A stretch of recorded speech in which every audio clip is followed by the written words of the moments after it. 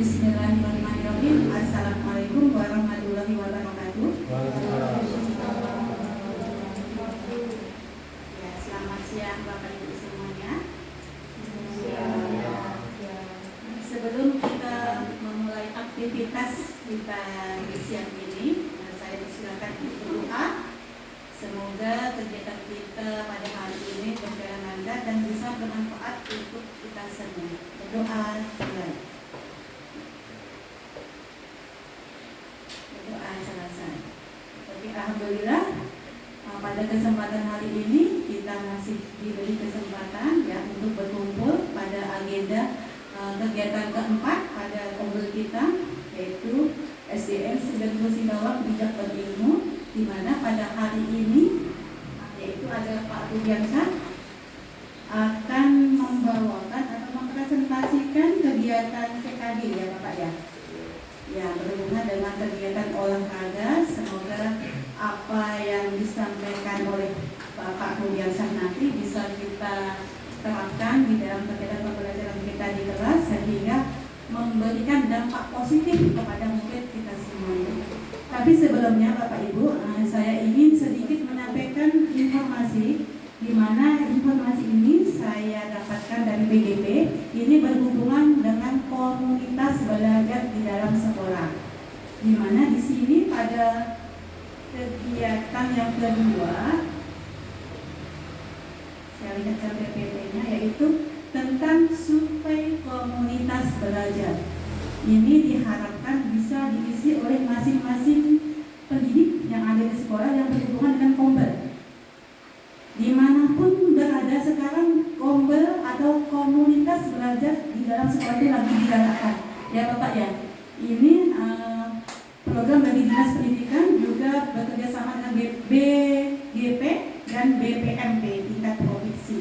Jadi diharapkan sekolah itu bisa menghidupkan komunitas belajar dalam sekolahnya sehingga apa permasalahan yang ada di dalam sekolah itu bisa terpecahkan bersama, karena ada kolaborasi bersama dengan rekan sejawat. Nanti linknya akan saya bagikan di grup sekolah. Nanti kalau masih bingung cara mengisinya boleh bertanya kepada saya. Ya, berhubung ini saya sudah mengisi, jadi saya tidak bisa membukanya. Ya, nanti siapa tahu ada kawan-kawan yang masih bingung mengisinya, silakan bertanya. Untuk kegiatan selanjutnya saya langsung sarankan kepada Bapak Rudi. Ya Bapak Rudi. Ya. Oke, terima kasih.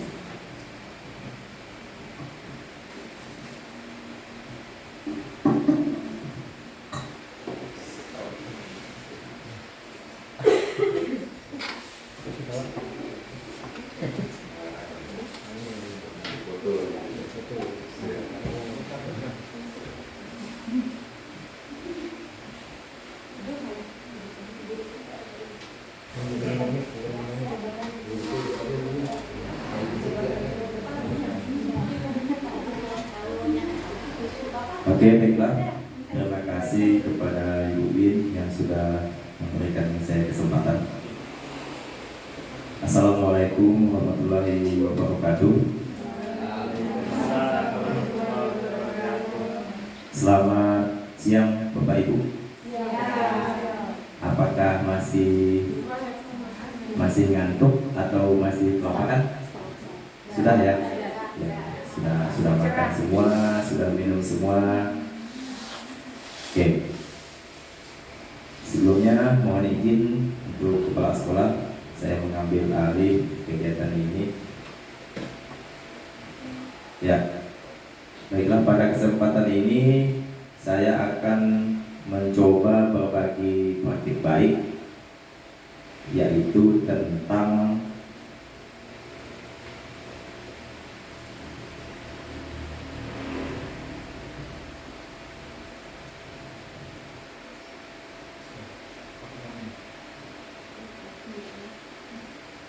pembelajaran yang berpusat pada peserta didik.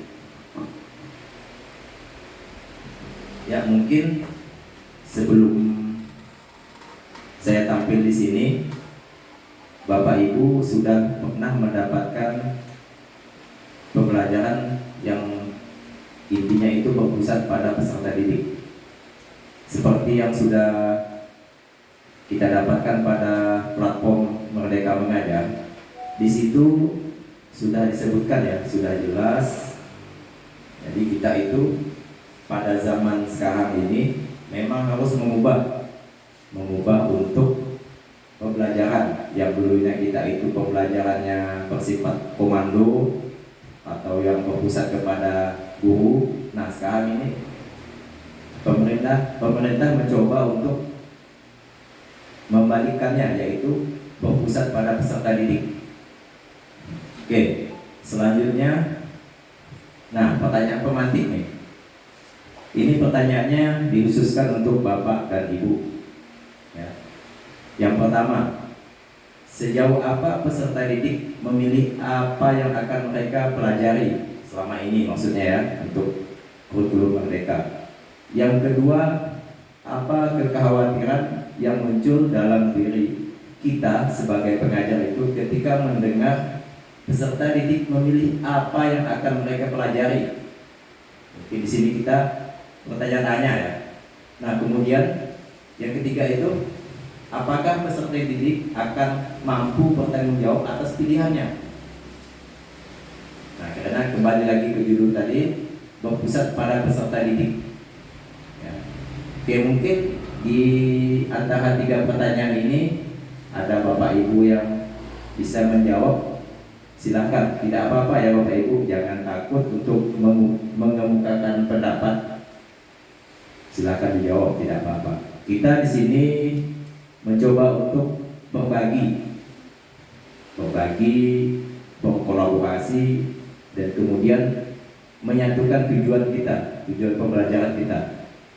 Tidak apa-apa, angkat tangan saja, dijawab apa adanya, sejujurnya, silakan.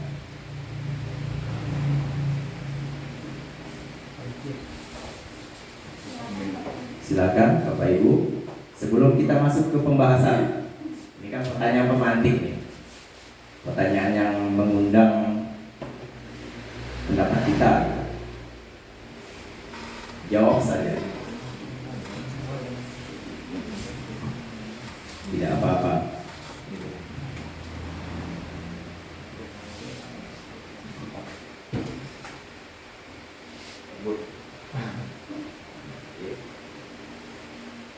Mungkin Pak Hoki boleh? Silakan, tidak apa-apa.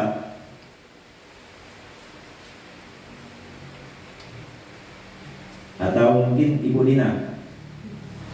Silakan Bapak Ibu, siapa yang ingin mencoba mengutarakan isi hatinya. Silakan.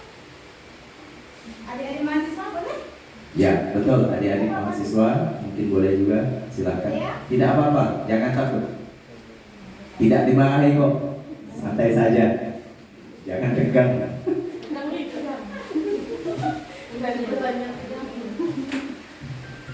Mungkin Ibu moderator bisa menjawab, silakan, tidak masalah. Saya coba dulu Pak ya. Iya. Yang pertama, sejauh apa peserta didik memilih apa yang akan mereka pelajari? Otomatis di sini yang menjadi subjeknya adalah murid sendiri. Bertanya ke murid apa yang akan mereka pelajari. Betul kan Bapak?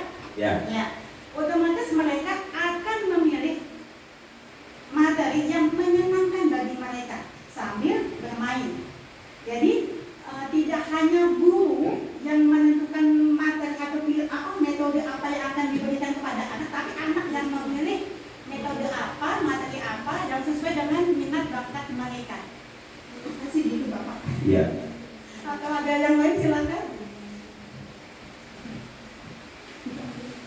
Oke, tadi yang Ibu Win sampaikan itu sudah tepat ya. Jadi intinya itu siswa atau murid memilih, mereka itu memilih, ya, memilih untuk apa yang mereka pelajari. Nah, kemudian pertanyaan yang kedua, apa yang menjadi kekhawatiran ketika kita mendengar peserta didik memilih apa yang akan mereka pelajari? Nah, ini bagaimana nih Ibu Bapak? Mungkin ada yang bisa mengutarakan pendapatnya, silakan. Nomor 2, Pak Sutoyo mungkin.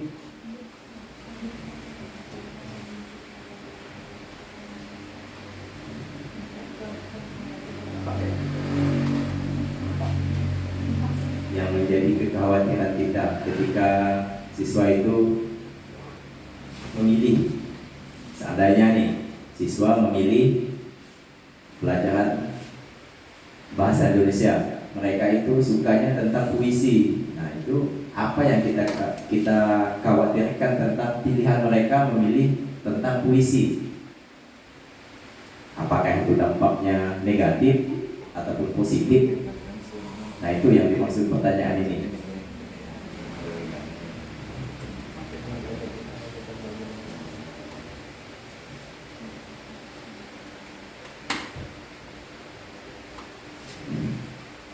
Ayo, Bapak Ibu, mungkin Bapak Kepala Sekolah, Pak Agus, ingin menjawab? Ya. Sebelum Kepala Sekolah menjawab nih, sepertinya memang harus gurunya dulu yang menjawab ini ya. Izin Pak Robi. Ya, silakan Pak Robi. Terima kasih waktu dan kesempatannya yang Pak diberikan. Kalau menurut saya tentang pertanyaan tematik yang kedua yang bunyinya apa kekhawatiran yang muncul dalam diri peserta didik dan diri Anda ketika mendengar bahasa peserta didik memilih apa yang akan mereka pelajari. Kalau dari saya mungkin dalam proses pembelajaran di kelas ada dua sih kekhawatiran saya, dari saya sendiri yang pertama, kemudian dari siswanya sendiri nanti. Yang pertama yang dari saya sendiri, mungkin ketika siswa memilih pembelajaran yang sesuai dengan apa yang dia inginkan, saya belum siap untuk menampilkan sesuai dengan keinginannya. Nah, itu mungkin karena keterbatasan saya sendiri, mungkin juga. Terus yang keduanya, misalnya satu siswa, tidak semuanya siswa kan sama model pembelajarannya yang diinginkannya. Yang saya khawatirkan ketika satu orang siswa memilih pembelajaran, misalnya dia lebih asiknya pembelajaran tentang kegiatannya tentang misal melihat video dan sebagainya. Tetapi ada sebagian siswa juga yang tidak mampu atau tidak menarik, tidak merasa tertarik untuk kegiatan seperti itu tadi. Nah, mungkin tadi untuk mencapai keberhasilannya deh ada sekitar 40% kan tidak semua siswa dari pembelajarannya sama dalam bidang kelas. Mungkin seperti itu Pak Hoki. Oke, terima kasih Pak Hoki sudah menjawab. Jadi apa yang tadi Pak Hoki sampaikan itu memang sudah benar ya. Jadi ada dua kekhawatiran yang muncul. Yang pertama itu kepada diri kita sendiri. Mungkin kekhawatiran itu akibat dari kita yang masih kurang mendalami materi ya, maksud Pak Hoki tadi itu. Kemudian yang kedua itu ketidaksetaraan peserta didik di dalam memahami materi yang mereka pilih. Mungkin siswa A ini memilihnya, menganggapnya materi A ini mudah. Untuk siswa B, materi yang dipilihnya tadi itu sulit. Oke. Nah, ini pertanyaan yang terakhir nih. Apakah peserta didik saya akan mampu bertanggung jawab atas pilihannya? Menurut Bapak Ibu bagaimana? Setelah tadi kita berikan pilihan untuk mereka, kemudian kita bertanya lagi nih, apakah murid kita, peserta didik kita mampu bertanggung jawab? Karena kembali lagi ke judul awal tadi, berpusat kepada peserta didik. Bagaimana ini menurut Bapak Ibu? Apakah mereka bisa bertanggung jawab atas pilihannya? Gimana?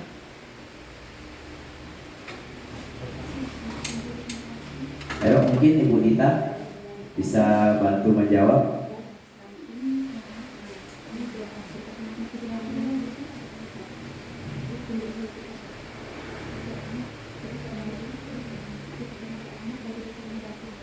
Bagaimana?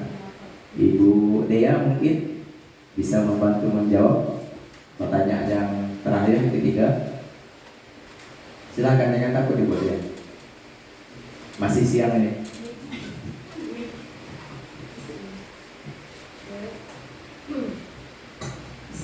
Terima kasih Pak Robi telah memberikan saya kesempatan untuk menjawab pertanyaan yang ketiga.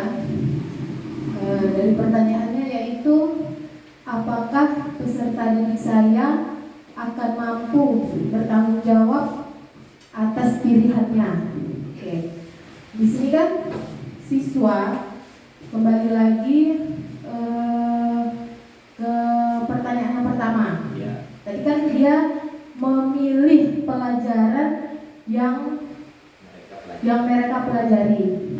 Itu berarti apa yang sudah dipilihnya, ya, yang sudah dipilihnya, yang sudah diminatinya, itu pasti akan mampu dan bertanggung jawab atas pilihannya sendiri. Tadi kan minat, kesukaannya dari yang dipilihnya. Oke, mungkin hanya itu yang bisa saya jawab. Kurang lebihnya saya mohon maaf. Oke, terima kasih kepada Ibu Dea yang sudah membantu kita untuk menjawab pertanyaan nomor 3. Ya, saya sependapat juga ya dengan Ibu Dea. Jadi di sini peserta didik setelah mereka memilih itu, saya pribadi yakin mereka itu bisa bertanggung jawab untuk pilihan mereka. Karena tadi kan dikembalikan lagi ke minatnya, ya, minatnya, mungkin bakatnya, ya, ataupun hobinya. Oke, mungkin 3 jawaban tadi bisa membuat kita sedikit untuk memahami pembelajaran yang berfokus kepada peserta didik. Ya, lanjut ya, kita lanjut masuk ke materinya. Nah, ini dia pembelajaran yang berpusat pada peserta didik atau dalam bahasa Inggrisnya itu student centered learning. Yang pertama itu mencakup metode pengajaran yang menggeser fokus pengajaran dari guru ke murid. Nah, tadi kan seperti yang sudah saya sebutkan di awal, yang awalnya itu kita fokus mengajar, murid itu fokus ke kita. Nah, ini terbalik. Karena guru itu pembelajaran itu maksudnya berfokus ke peserta didik, bukan lagi ke kita. Nah, kemudian yang kedua, pembelajaran yang berpusat pada peserta didik bertujuan untuk mengembangkan kemandirian. Nah, yang perlu kita garis bawahi itu kemandirian peserta didik. Oke, yang ketiga, peserta didik diharapkan memiliki tanggung jawab untuk belajar. Nah, tadi yang sudah dijawab sama Ibu Dea itu kan, siswa atau murid itu diharapkan mampu bertanggung jawab. Ya, betul tadi itu, arahnya ke sana. Lanjut yang keempat, merujuk pada pola pikir pendidikan atau metode instruksional yang mengenali perbedaan individu pada peserta didik. Instruksional ini artinya mengarah ke perbedaan individu, seperti yang Pak Hoki tadi bilang, peserta didik yang si A atau si B saling tidak sama pemahamannya, ya. Nah, disitulah terletak perbedaan individunya. Kemudian yang terakhir, menekankan minat. Nah, ini kembali lagi ke jawaban Ibu Dea tadi, betul ya, sangat mengarah ke sini, yaitu menekankannya kepada minat, kemampuan, dan gaya belajar peserta didik. Oke, saya lanjut ya Bapak Ibu. Nah, untuk Untuk selanjutnya fokus utama kita di sini yang pertama menempatkan peserta didik sebagai pusat dari proses mengajar. Jadi kita itu menempatkan peserta didik itu sebagai pusatnya dari proses pembelajaran yang kita jalankan. Jadi jangan kemana-mana, ya, tetap ke peserta didik. Kemudian yang kedua, peserta didik akan mengembangkan minat, motivasi, dan kemampuan individu menjadi lebih aktif, kreatif, dan inovatif. Aktif itu artinya selalu bergerak. Kemudian kreatif itu selalu membuat ataupun memodifikasi sesuatu pelajaran ya menjadi lebih menarik misalnya. Kemudian inovatif. Nah, inovatif ini merancang untuk masa depan. Ya. Jadi pembelajaran itu yang siswa lakukan itu tidak hanya berfokus ke materi A saja gitu ya, bisa dikembangkan lagi menjadi materi yang lainnya, mungkin yang lebih menarik bagi murid yang ada di situ. Kemudian lanjut, guru akan berperan sebagai fasilitator dalam proses pembelajaran. Nah, ini yang menarik nih menurut saya. Jadi kita itu sebagai guru bertugas menjadi fasilitator atau sebagai pembimbing ya. Jadi semuanya murid yang bekerja, semua murid yang melakukan, kita itu hanya membimbing. Jika ada salah, kita luruskan sedikit. Jika ada yang melenceng arahnya ke kanan, ya kita luruskan lagi. Ya seperti itu ya. Mungkin Bapak Ibu sudah paham. Mungkin lanjut yang terakhir, guru bukan satu-satunya sumber belajar. Nah, ini sudah pasti ya. Jadi kita itu jangan beranggapan kita sebagai guru itu hanya kita yang bisa mengajari mereka. Jangan ya, jangan seperti itu. Apalagi pada zaman sekarang ini, zaman sudah canggih. Semuanya bisa kita cari yang namanya di Google. Lebih mudah lagi untuk mereka belajar. Oke, selanjutnya strategi ataupun cara kita yang harus disiapkan untuk menjadi guru. Yang pertama itu mengelola pilihan materi. Nah, untuk yang mengelola pilihan materi ini maksudnya pilihlah materi yang menarik. Bagaimana caranya materi itu yang kita buat tidak membosankan, tidak monoton. Boleh kita mengambil materi yang sudah ada, tapi kita sedikit modifikasi. Bisa dikurangi, bisa ditambahkan. Kemudian yang kedua, membuat pendekatan atau cara belajar yang sesuai dengan karakter peserta didik. Nah, ini menurut saya ini agak banyak kerjaannya. Karena kita itu harus tahu dengan karakter peserta didik kita. Anggap saja di dalam satu kelas itu karakternya ada 5. Berarti kita itu membuat cara belajarnya ada 5 ya. Jadi tidak bisa kita samakan mengajar itu dengan satu pendekatan, karena di dalam kelas itu siswanya berbeda-beda karakter. Selanjutnya membuat cakupan materi. Nah, cakupan ini mirip dengan ringkasan ya, ringkasan supaya kita lebih mudah menyampaikannya. Kemudian lanjut mengukur capaian pembelajaran. Nah, untuk hal ini saya rasa Bapak Ibu sudah melakukannya ya, secara tidak langsung sudah melakukannya, baik itu mengukur dari segi sikap, segi keterampilan, segi pengetahuan. Saya yakin ini sudah kita lakukan. Kemudian lanjut yang terakhir, waktu pembelajaran. Nah, ini waktu pembelajarannya sebisa mungkin kita gunakan seefektif mungkin ya. Jadi jangan terlalu banyak untuk hal-hal yang tidak mengarah kepada peserta didik.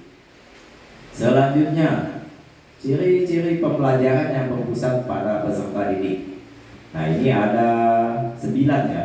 Ada 9. Yang pertama itu guru memiliki wawasan yang luas. Menurut saya itu sudah pasti ya. Pasti kita sebagai guru itu dituntut untuk memiliki wawasan yang luas. Kemudian guru menggunakan metode penyampaian materi yang sesuai dengan kebutuhan dan kondisi peserta didik. Yang tadi sudah dijelaskan. Kemudian yang ketiga, peserta didik mampu mengembangkan materi pelajaran secara mandiri. Nah, tadi tadi sudah juga kita bahas ya. Kemudian yang keempat, peserta didik mampu menyampaikan harapan mereka terhadap proses pembelajaran. Nah, jadi peserta didik ini pasti punya harapan ya ketika belajar. Setidaknya itu mereka berharap mereka itu menjadi paham. Ya. Oke, lanjut yang kelima, peserta didik bekerja sama secara kolaboratif. Nah, kolaboratif ini artinya kerjasama antar kelompok. Ya, kemudian yang keenam, peserta didik mengawasi kemajuan belajarnya sendiri dan merencanakan strategi pembelajaran yang sesuai untuk mencapai hasil yang optimal. Nah, karena di sini mengawasi kemajuannya, otomatis kita sebagai guru ataupun fasilitatornya itu harus mengawasi. Mantan-mantan ini fokusnya ke peserta didik, kita biarkan, ya, jangan. Itu menurut saya tidak tepat. Walaupun arahnya mereka belajar sendiri, setidaknya kita itu harus turut membimbing mereka secara langsung. Yang ketujuh, peserta didik termotivasi untuk mencapai tujuan yang telah ditetapkannya. Ya, tadi sudah kita bahas. Kemudian yang delapan, materi pembelajaran berfungsi sebagai panduan, bukan batasan. Ya, materi yang dipelajari itu sebagai panduan. Jangan sampai materi yang mereka pelajari itu misalnya sampai di bagian D, ya udah di bagian D, jangan ya. Itu harus dijadikan pedoman, bila perlu dikembangkan lagi. Kemudian yang ke-8, materi pembelajaran berfungsi yang ke-9, pembelajaran adalah proses aktif dalam mencari pengetahuan atau merumuskan ilmu, bukan sekedar mengambil pengetahuan. Nah, sini mungkin kita sudah tahu proses aktif dalam mencari pengetahuan itu ya bukan sekedar mengambil pengetahuan, tetapi tadi sudah kita bahas yang di poin sebelumnya, bisa dengan kolaborasi, bisa dengan hal yang lainnya. Oke, selanjutnya. Nah, jenis-jenis pembelajaran yang berpusat pada peserta didik. Di sini ada 9 ya. Banyak ini. Jadi nanti Bapak Ibu tidak harus ke-9 itu diterapkan, tidak. Kita di sini diberi opsional atau pilihan. Silakan memilih salah satu di antaranya yang menurut kita mudah dan nyaman diimplementasikan. Ya. Yang pertama itu small group discussion atau diskusi dalam grup kecil. Metode diskusi ini merupakan pembelajaran yang melibatkan antara kelompok peserta didik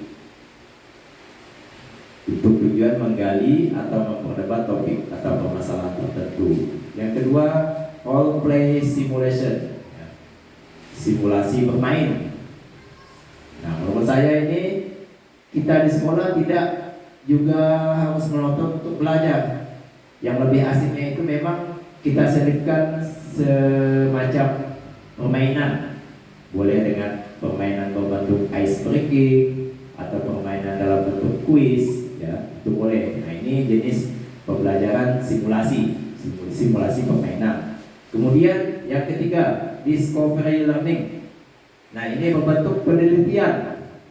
Kalau untuk ini sepertinya cocok untuk materi IPA, IPS, PPKN, ya. Kemudian 4, self-directing learning. Ya. Metode ini berbentuk pemberian tugas belajar kepada peserta didik dan membebaskan peserta didik untuk bertanggung jawab. Jadi kita itu memberikan tugas kepada peserta didik, jadi mereka harus bertanggung jawab untuk menyelesaikannya. Jadi bebas ya, peserta didik itu mau mencarinya di Google, di buku, dan lain sebagainya. Kemudian yang kelima, cooperative learning. Nah, cooperative learning ini dengan cara berkelompok. Bisa kita membentuk kelompok kecil, kelompok besar, dan saling membangun konsep untuk menyelesaikan persoalan yang kita berikan kepada siswa. Kemudian yang keenam, contextual learning. Nah, ini dimulai dengan sajian atau tanya jawab lisan. Seperti tadi yang saya buka dengan pertanyaan pemantik. Nah, itu bisa juga kita kaitkan dengan contextual learning. bisa kita pancing ya. Jadi peserta didik itu kita pancing, kemudian kita masukkan materi yang akan kita sampaikan. Kemudian lanjut yang ketujuh, problem based learning. Nah ini saya pribadi memang sudah mulai menyukai yang ini, problem based learning, karena di sini siswa itu menyelesaikan masalah yang berorientasi pada masalah otentik atau masalah khusus.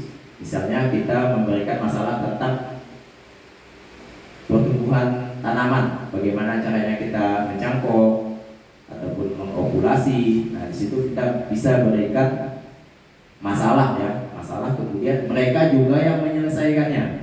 Nah, itulah yang dimaksud dengan problem based learning. Kemudian yang kedelapan, collaborative learning. Nah, ini peserta didik mencari dan menemukan jawaban sebanyak mungkin. Ya, mirip dengan tadi discovery learning, mirip ya. Kemudian yang ke-9, project based learning. Nah, metode ini memberikan tugas-tugas proyek atau proyek dalam jangka waktu yang kita tetapkan. Misalnya yang saya perhatikan selama ini Bapak Ibu sudah memberikan proyek menanam sayuran gitu kan. Nah, itu kan menggunakan waktu sekitar sebulan, bahkan bisa sampai 4-5 bulan ya. Nah, itu yang dimaksud dengan project based learning. Oke, yang terakhir nih, peran guru dalam pembelajaran yang berpusat pada peserta didik. Nah, yang pertama, bertindak sebagai fasilitator dalam proses pembelajaran. Tadi sudah kita bahas di awal. Kemudian yang kedua, mengkaji kompetensi. Jadi kompetensi yang akan kita berikan itu harus kita kaji terlebih dahulu. Jangan sembarangan kita berikan. Jadi kita harus mengukur dulu kemampuan ataupun karakter peserta didik. Kemudian yang ketiga, merancang strategi dan lingkungan pembelajaran yang dapat menyediakan beragam pengalaman. Nah, ini yang perlu digarisbawahi, beragam pengalaman mengajar. Jadi kita itu merancang strategi semudah mungkin. Jangan strategi yang terlalu sulit. Takutnya nanti siswa tidak bisa mencapainya. Ya, jadi tidak bisa menuju ataupun mendapatkan tujuan pembelajaran. Yang keempat, membantu peserta didik mengakses informasi, menata dan memprosesnya untuk dimanfaatkan dalam memecahkan permasalahan hidup. Kemudian yang kelima, mengidentifikasi dan menentukan pola penilaian hasil belajar peserta didik. Jadi kita itu harus mengidentifikasi terlebih dahulu, kemudian kita menentukan pola penilaiannya. Oke. Nah, ini peran peserta didik. Kalau tadi kita membahas peran guru sebagai fasilitator, kemudian yang kedua ini peran peserta didiknya dalam pembelajaran yang berpusat pada peserta didik. Satu, atau yang pertama, aktif dalam proses pembelajaran, yaitu memang sudah menjadi tuntutan kepada murid ya. Yang kedua, berpartisipasi, sama, itu memang harus diperlukan. Jika tidak ada partisipasi siswa, yang terjadi tujuan pembelajaran itu tidak akan tercapai ya. Yang ketiga, mengkaji kompetensi. Nah, tadi sudah kita bahas di sebelumnya, mirip dengan peran sebagai guru. Kemudian yang keempat, membuat rencana pembelajaran. Nah, ini saya yakin Bapak Ibu sudah bisa dan biasa membuat rencana pembelajaran, baik itu kurikulum 2013 ataupun kurikulum yang terbaru ini yaitu kurikulum Merdeka. Kemudian yang terakhir, berpikir secara aktif dalam kelompok maupun individu masyarakat individual yang membaca, menulis, diskusi ataupun pemecahan masalah. Oke. Nah,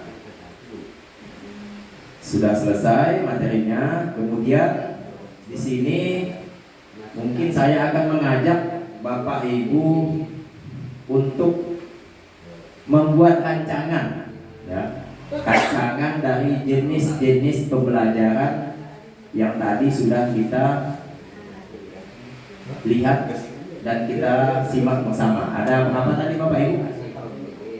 rencana pembelajaran jenis-jenisnya 9. Nah itu mungkin saya tampilkan lagi ya. Saya tampilkan lagi.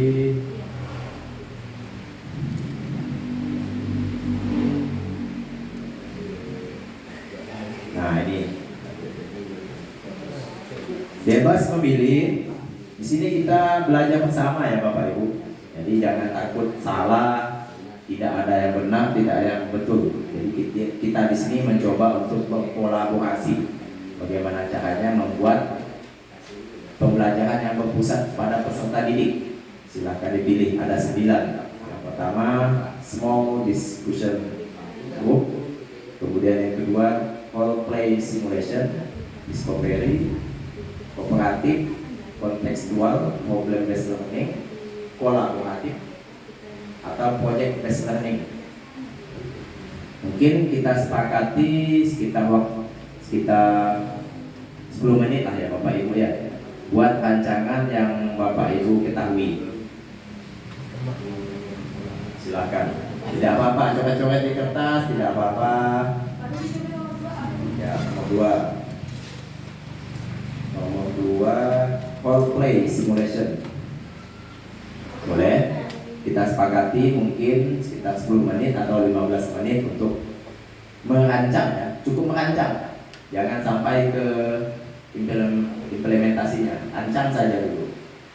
Nanti akan kita bahas bersama.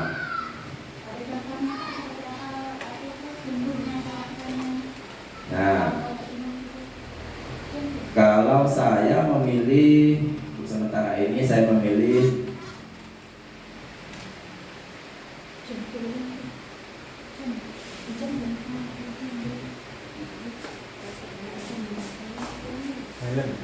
rencana tindak lanjut yang berbentuk berbasis proyek.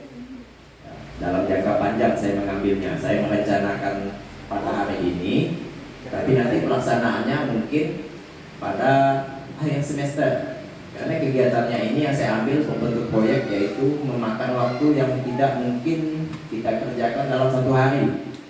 Bisa berminggu atau bahkan bisa berbulan ya. Nah ini hasil yang sudah saya coba untuk merancang pembelajaran berbentuk proyek. Sini saya mengambil khusus untuk olahraga, saya mengambil permainan tradisional. Tradisional itu permainannya adalah galah hadang. Latar belakang saya mengambil galah hadang itu, saya melihat siswa di sekolah ini sering bermain kejar-kejaran atau lari-larian. Nah, jadi saya kaitkan dengan materi galah hadang. Galah hadang itu kan permainan, salah satu permainannya ataupun strateginya itu bermain dengan menggunakan lari yang cepat. Ya, nah, jadi saya kaitkan dengan proyek galah hadang.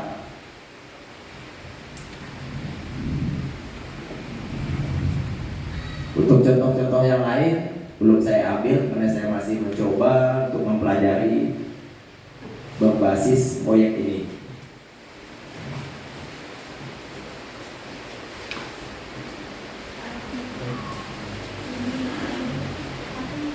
Oke, tetap berjalan ya Bapak Ibu ya.